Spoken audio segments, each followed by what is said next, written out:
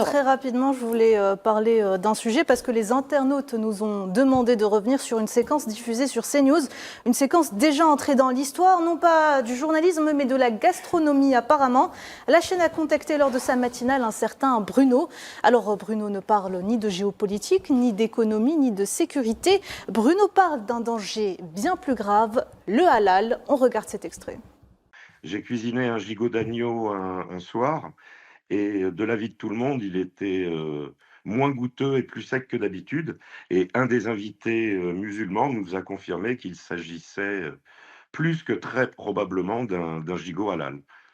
Plus que très probablement. C'est vrai que c'est une hystérie. C'est lunaire. C'est dingue, mais selon Bruno, Il y a des gens qui le...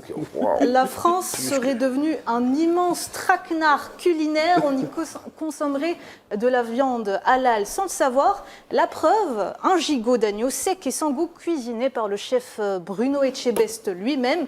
Conclusion immédiate, ça ne peut être que du halal, surtout qu'un invité musulman, bien évidemment parce que Bruno a sûrement des amis musulmans, qui l'a confirmé. Et le pire, c'est qu'apparemment, ils sont plus de 16 000 à penser exactement comme notre ami Bruno. 16 000 personnes ont signé cette pétition contre la généralisation du halal, car visiblement, en France, on ne généralise plus l'inflation, ni les impôts, ni la précarité, non. On généralise le gigot sec. Et bien évidemment, sur le plateau, ça ne choque personne. Bien au contraire, la thèse est prise extrêmement au sérieux. Des fois, je me dis, c'est pas possible. Ils le font exprès, là, d'être aussi ridicules. Mais je vais quand même faire du fact-checking parce qu'on est là pour ça. Alors, de 1, j'ai vérifié.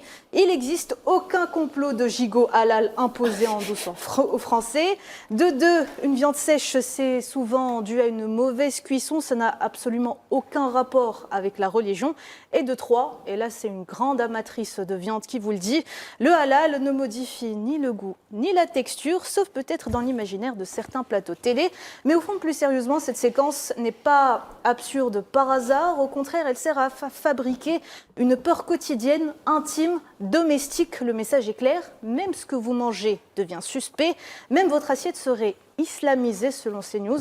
Voilà où on en est, donc le journalisme version 2026. Dis-moi comment est ton gigot, je te dirai qui tu es. Donc conclusion générale, Bruno, c'est pas le gigot le problème, c'est bien vous le problème, mais c'est pas grave, je connais une très bonne recette qu'on vous enverra. Et là on n'en parle plus. Il faudrait lui envoyer